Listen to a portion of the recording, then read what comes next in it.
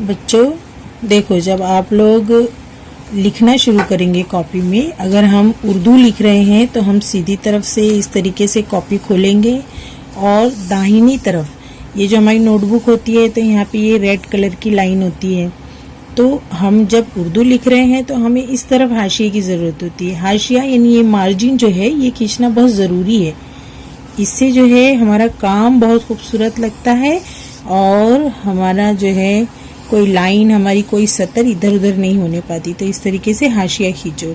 اور جب ہم لوگ انگلش لکھتے ہیں تو اس طرف سے لیفٹ سائڈ سے جو ہے کھولو کاپی، اور اس لیفٹ سائڈ میں جو ہے یہاں پہ ایسے لیفٹ سائڈ میں حاشیہ والے سے لال لائن بنی ہوئی ہے مارجن، پھر بھی آپ لوگ اس طریقے سے لائن بنائیے، ٹھیک ہے؟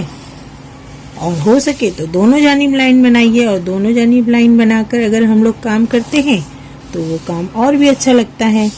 جیسے میں نے یہ لکھا، اور پھر جب ہم عنوان لکھتے ہیں جیسے سبق نمبر 1 حمد، اس طریقے سے بیچ میں، اور پہلی لائن ہمیشہ، یہ پہلی لائن جو ہے یہ ہمیشہ چھوڑ دیا کرو، یہاں سے شروع کریں۔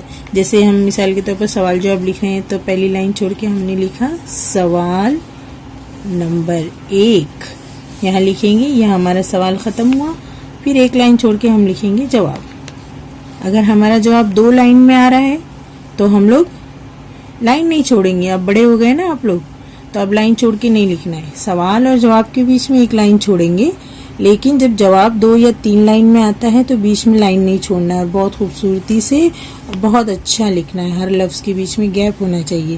جیسے کہ ہم یہاں لکھتے ہیں کہ ہمارے پہلے خلیفہ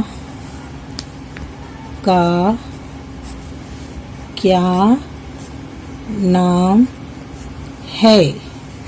یہ سوال ہے تو سوالیہ نشان ضرور لگاؤ، اور دیکھو ہر لفظ کے بیچ میں کیسے چھوٹا چھوٹا گیپ ہے، اسی طرح گیپ دینا ہے۔ اور جب جواب لکھیں گے تو ایک لائن چھوڑ کے لکھیں گے جواب حضرت، میں ایک لفظ میں لکھ کے بتا رہی ہوں، حضرت ابو بکر صدیق رضی اللہ عنہ، اس طریقے سے، ٹھیک ہے؟ تو کبھی بھی جب آپ لوگ لکھیں تو اس حاشیے کا اور یہ لائن وغیرہ کا دھیان رکھ کر لکھیں، ٹھیک ہے؟ چلیے، خدا حافظ۔